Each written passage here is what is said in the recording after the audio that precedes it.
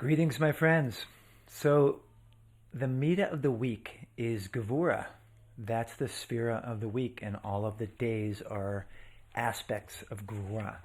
So, let's understand what Gevurah is about, and let's understand how it's meaningful, how it can be challenging, how we can transform it, how we can live it through us, and how that actually improves and transforms our lives.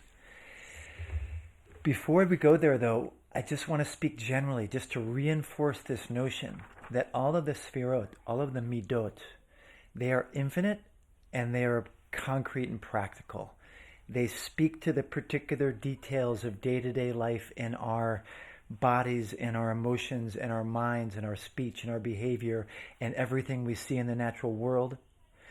And they are sourced in the presence, the light, the love, the source of life that is beyond time, beyond measurement, beyond space. And so as such, they're a connector.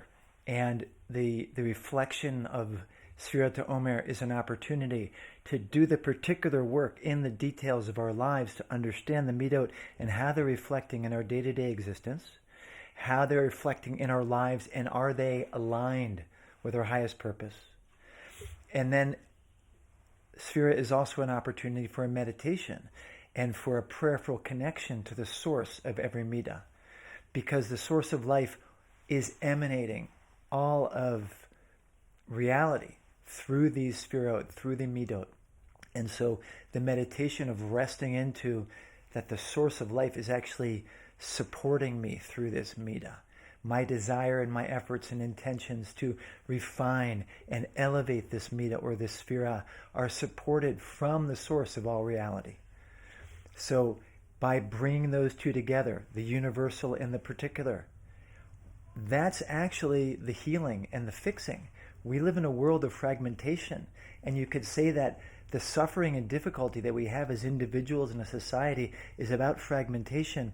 And if we really understand what the Chachamim, the sages, are telling us, all of that fragmentation is expressed and propagated from the initial fragmentation that happened in Gan Eden.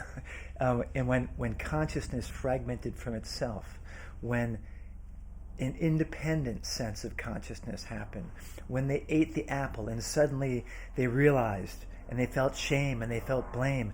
These are aspects of Gevurah. And so that's where separation began. And that's where a lot of our challenges stem from, is that initial separation in consciousness that every one of us embodies to a certain extent in our lives. And so the idea is to reflect into these things and more over time see that in all my particulars there's an emanation of godliness, and that's the ultimate healing and connectivity that brings us to a place of healing.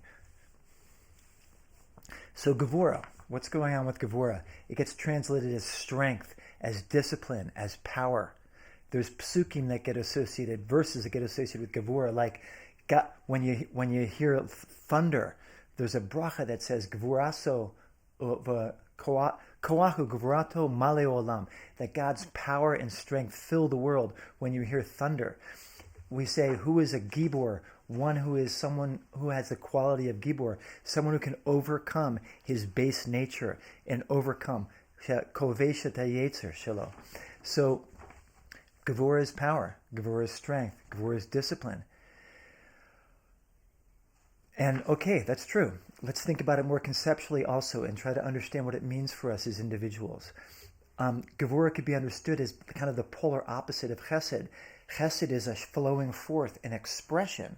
Gevurah is the containment or restraint of that expression. There's chesed and there's Gevurah. There's giving and there's taking.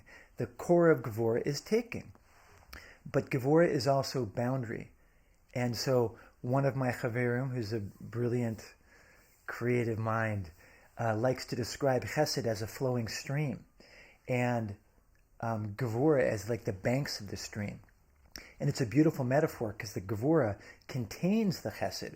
It actually shapes the chesed. What I don't like about the metaphor is that I've spent a lot of time in rivers and streams, and they just go the way they go.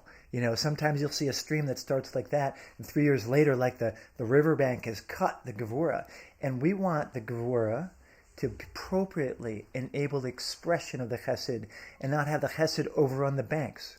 If you have excess chesed relative to Gevurah, that means your energy is just flying everywhere and you're not focused. You can't do what you want to do in the world. Gevurah is what gives you the ability to take your creativity and your love and your appropriate, healthy, holy desire for self-expression and give it focus and give it a direction for it to go in. So other aspects to understand about Gevurah is that it's also about discernment. It's about looking at the world and seeing and discerning what's appropriate and what's useful and what's actually serving our higher needs, which makes sense because that's how we actually make a choice about what we want to express in the world, how we want to express our stuff. You know, the foundation of reality, as the Kabbalists talk about it, is that Chesed actually gives rise to Gevurah. Chesed flows into the world and then comes back and leaves behind a container or a shape. And then it flows back into that shape. And the shape thickens and deepens. And Gevurah is what makes up the pathways, the pipelines by which the godly influx happens in the world, by which everything is created in every moment. So Gevurah is the container that allows the expression of light and love and self and beingness expressed into the world. But the light and love and expressiveness shapes the Gevurah. The whole point of that Gevurah is that it's able to actually contribute to the expression of that. There's a wonderful Talmud Chacham named Rabbi Matis Weinberg. He likes to use the metaphor of a samurai as Gevurah. The samurais were these ancient warriors in medieval Japan. They were incredible swordsmen and army guys, but they were poets and they were creative. And their devotion was to protect the emperor, the samurai of the samurais, as I understand it. They were protectors, but they did it in ways that were appropriate and they understood appropriateness. Gevurah is the quality that actually creates our physical reality. When Hashem wanted to create the world, he drew himself back. He made a container, he made a shape, and flowed that expression into it. When we wake up in the morning, the first mitzvah in the Torah is strengthen yourself like a lion and get up in the morning. Gevurah has to do with the transition from not existing to existing. Because all of coming into existence, whether it's when we wake up in the morning or the creation of the world or the building of a new project, depends on definition. It depends on focus. Gevurah is what allows us to create. Gevurah can be challenging. Many of us have gotten the wrong kind of Gevurah. Like any midah, it can come in the world in tikkun or pogam. Tikkun is when things are aligned and appropriate and perfect. And pogam is when they're sullied somehow. They're not straight. They're not right.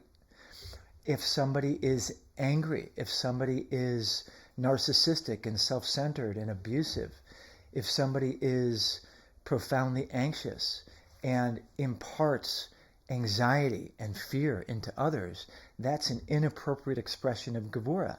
Many people have been harmed by trauma, and it's very hard for them to relate to the midah of Gevurah because Gevurah, anger, fear, boundaries, excess discipline, discipline without unconditional love. You know, a healthy being grows from love and honor. Love is, I love you.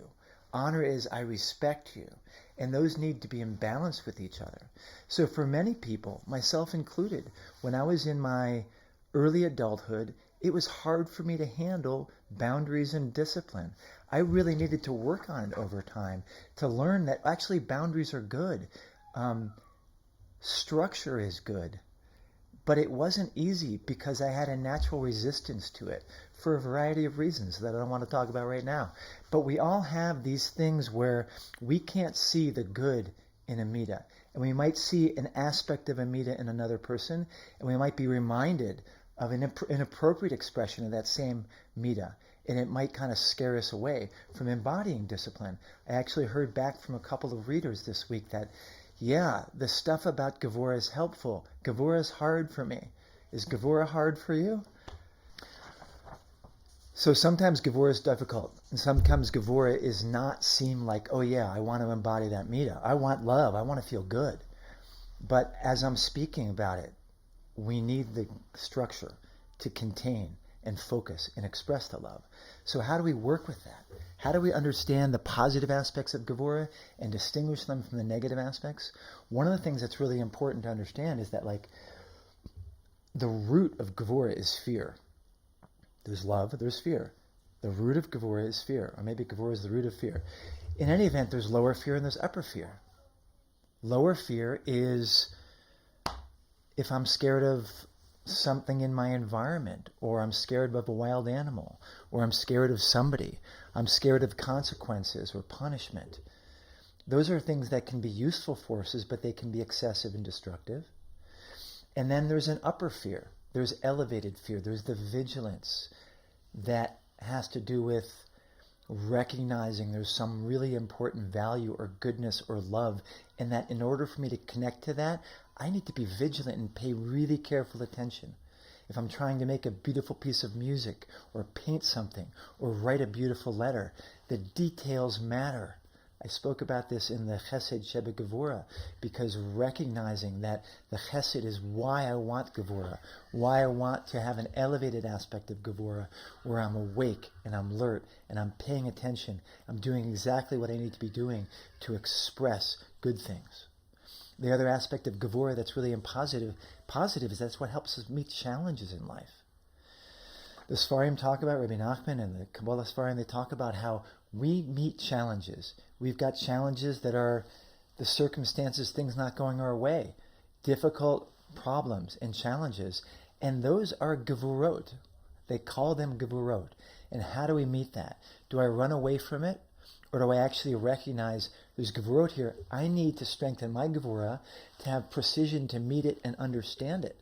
And maybe that means I need to do tshuva. Maybe it means I need to pay careful attention to what's happening, so I do things right the next time instead of making a careless mistake. So on a practical, simple level, Gevurah is what lets us deal with difficult circumstances in the world. On a deeper level, Gevurah is the power that lets us. Our basic tenet of our emunah is that Hashem is good and does good and wants to do good to us. But sometimes that good shows up in a wrapper that doesn't feel so good. So what do we do in that circumstance? It's Gevurah, and we need to meet it with Gevurah. The tzaddikim talk all over the place about tzimtzum. Tzimtzum is when things are constricted and they're hard. The light is hidden, things are dark. We go up and we go down, but sov v'shov. When we're in a place of shov, we're going to meet Gevurot. How do we deal with that? We find our own capacity to mitzam same ourselves and meet the tzimtzum, and by doing that, we actually evoke the light. There's beautiful, in Chazal, there's a discussion that in the end of days, Hashem's going to come to the Avot, Abraham, Yitzchak, and Yaakov, and he's going to say, look, your children, my children have sinned, your children have sinned. What should we do? Abraham, who we associate with Chesed, is going to say, well, if they did something wrong, they need to pay the price. Yaakov says the same thing. Yitzchak, on the other hand, says, they're your children, and you made them with a yetzer, you made things difficult, so you should forgive them. We understand Yitzchak as laughter. Laughter, the surprise of laughter. When things are difficult, and suddenly, that's what it's about. We laugh. That's Yitzchak. We associate with Pacha. We associate with Gevurah. So Gevurah is not a bad thing.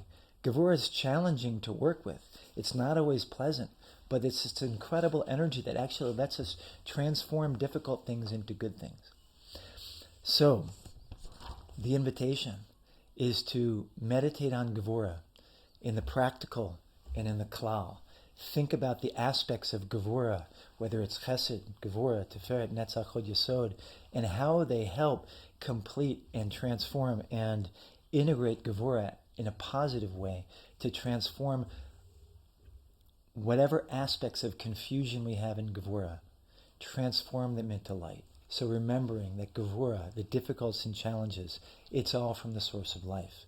And that can help refine it and elevate it and help elevate us and bring us forward.